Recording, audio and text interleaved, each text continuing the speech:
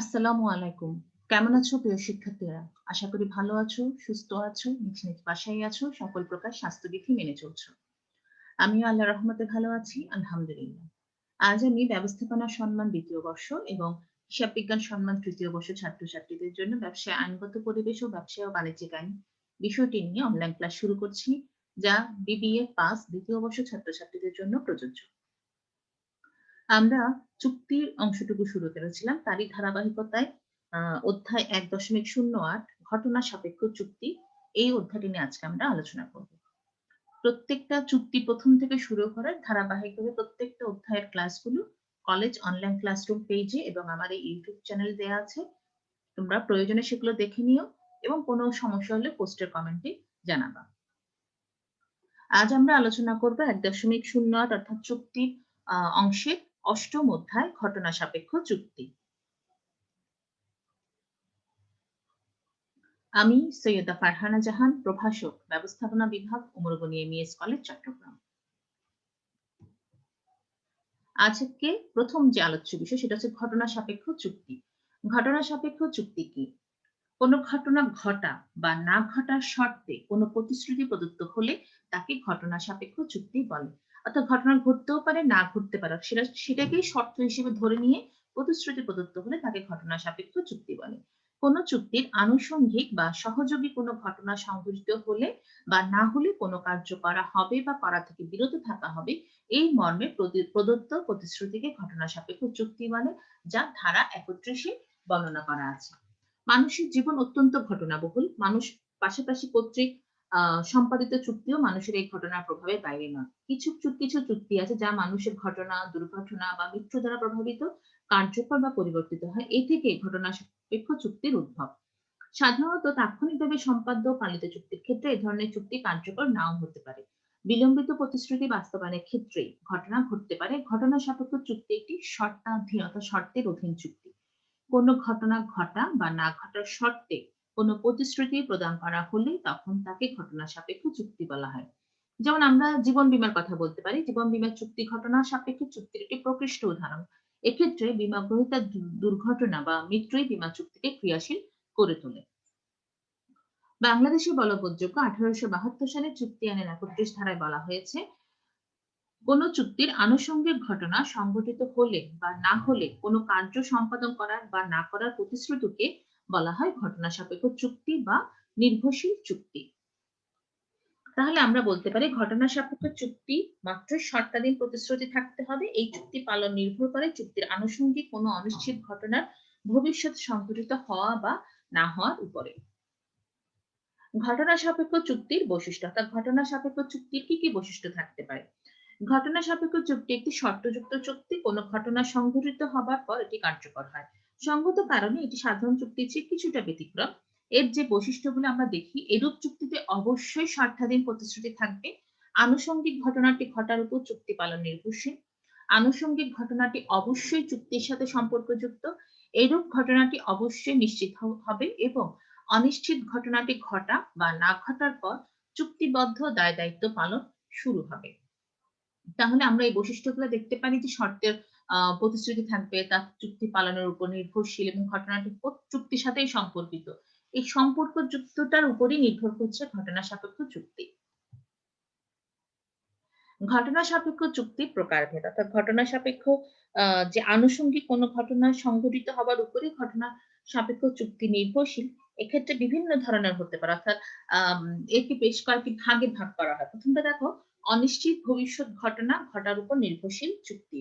ভবিষ্যতে কোনো অনির্ধারিত বা অনিশ্চিত ঘটনা ঘটলে চুক্তি পালিত হবে এমন চুক্তিকে অনিশ্চিত ভবিষ্যৎ ঘটনা সাপেক্ষ চুক্তি বলা হয়। অনিশ্চিত ঘটনা না ঘটার উপর নির্ভরশীল চুক্তি। ভবিষ্যতে কোনো একটি অনিশ্চিত ঘটনা না ঘটলে যেই চুক্তি কার্যকর হয় তাকে অনিশ্চিত ঘটনা না ঘটার উপর নির্ভরশীল চুক্তি বলে। তৃতীয় ব্যক্তির কার্যের উপর নির্ভরশীল চুক্তি। চুক্তি উত্থাপিত কোনো কাজ যদি তৃতীয় কোনো ব্যক্তির ইচ্ছের উপর নির্ভরশীল হয় এবং উক্ত কাজ সম্পাদন যদি অনিশ্চিত হয়, তাহলেও তাকে ঘটনা সাপেক্ষ চুক্তি বলা হয়। তৃতীয় ব্যক্তির সিদ্ধান্তের উপর নির্ভরশীল চুক্তি। যে ক্ষেত্রে চুক্তি পালনের বিষয়টি কোনো তৃতীয় পক্ষের সিদ্ধান্ত গ্রহণের উপর নির্ভরশীল তাকে সিদ্ধান্ত নির্ভর ঘটনা সাপেক্ষ চুক্তি বলে। ধর্মঘট প্রবৃত্তির উপর নির্ভরশীল চুক্তি। কোনো বিপর্যয়, দাঙ্গা বা ধর্মঘটের উপর নির্ভর করে কোনো চুক্তি সম্পাদিত হলে তাকে ধর্মঘট প্রবৃত্তির উপর নির্ভরশীল ঘটনা সাপেক্ষ চুক্তি বলা হয়। তাহলে ঘটনা সাপেক্ষ চুক্তিকে ৫ ভাগে ভাগ করা হচ্ছে। একটি ঘটনা ঘটার উপর যে নির্ভরশীল, একটা ঘটনা না ঘটার উপর নির্ভরশীল, আরেকটি তৃতীয় ব্যক্তির কার্যের, আরেকটি তৃতীয় ব্যক্তির সিদ্ধান্তের, আরেকটি হচ্ছে কিছু দৈব অবস্থা বা ধর্মঘট, দাঙ্গা এই ধরনের কোনো আম বিপর্যয় দেখা দিলে সেটার উপর নির্ভরশীল কোনো চুক্তি। এইভাবে ঘটনা সাপেক্ষ চুক্তিকে ৫ টি ভাগে ভাগ করা হয়েছে। ঘটনা সাপেক্ষ চুক্তির সম্পর্কে আইনের বিধান, অর্থাৎ এক্ষেত্রে কি, কি আইনের বিধান আমরা দেখি। চুক্তি আইনে ৩২ থেকে ৩৬ ধারায় ঘটনা সাপেক্ষ চুক্তি সম্পর্কে যে আইনের বিধান আছে, অনিশ্চিত ভবিষ্যৎ ঘটনা ঘটা। চুক্তি আইনে ৩২ ধারায় বলা হয়েছে যে যদি অনিশ্চিত ভবিষ্যৎ কোনো ঘটনার উপর কোনো ঘটনা সংঘটিত হয় তবে কোনো কিছু করার অথবা না করার জন্য ঘটনা সাপেক্ষ চুক্তি আইন দ্বারা বলবৎ করা যাবে না যে পর্যন্ত না উক্ত ঘটনা সংঘটিত হয়েছে। অর্থাৎ ঘটনাটা না ঘটা পর্যন্ত সেক্ষেত্রে তাকে চুক্তিটি পালন করার জন্য বলা যাবে না, চুক্তিটি বাতিল হবে। অথবা ওই ঘটনা যদি ঘটনাটা সম্ভব নাই হয় তাহলে ওই চুক্তিটি বাতিল হবে। অনিশ্চিত ভবিষ্যৎ ঘটনা না ঘটা। ভবিষ্যৎ কোনো অনিশ্চিত ঘটনা সংঘটিত না হওয়ার সাপেক্ষে কোনো চুক্তি হলে ওই ঘটনা যদি অসম্ভব পরিগণিত হয় তখনই চুক্তি বলবৎ করা যাবে। তার পূর্বে নয়। এটি হচ্ছে ৩৩ ধারা। অর্থাৎ ঘটনাটা না ঘটার সাপেক্ষে যে চুক্তিটা হয়েছে সেটা ওই ঘটনা যদি অসম্ভব রকমের পরিগণিত হয় তবেই এই চুক্তিটি বলবৎ করা যাবে। এটি ৩৩ নং ধারায় বর্ণনা করা হয়েছে। নির্দিষ্ট কার্য সম্পাদন নির্ভর চুক্তি।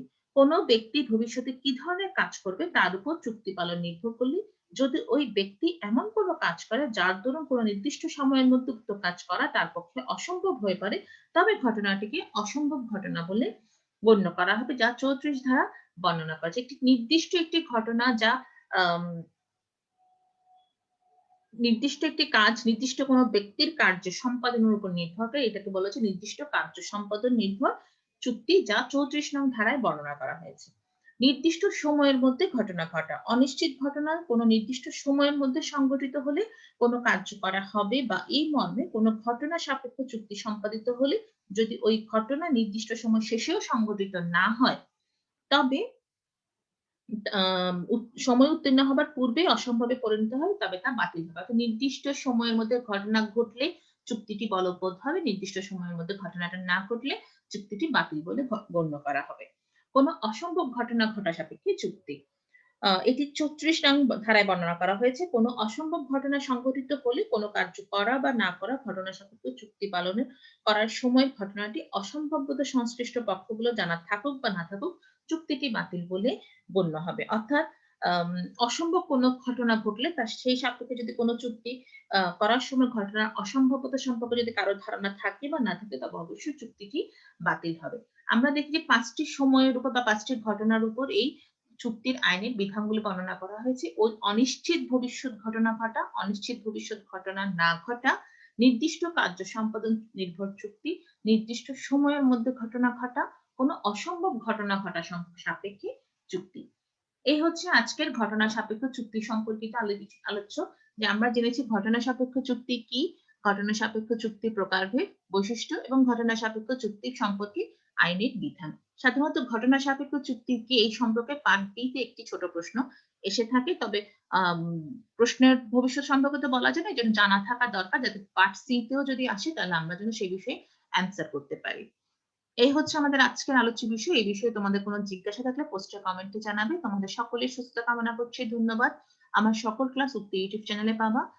মাননীয় অধ্যক্ষ মহোদয়ের যেকোনো প্রকার নির্দেশনা principal Umarboni MES college official পেজে পাবা।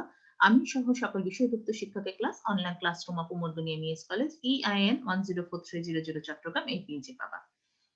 সবাই ভালো থেকো। আল্লাহ হাফেজ।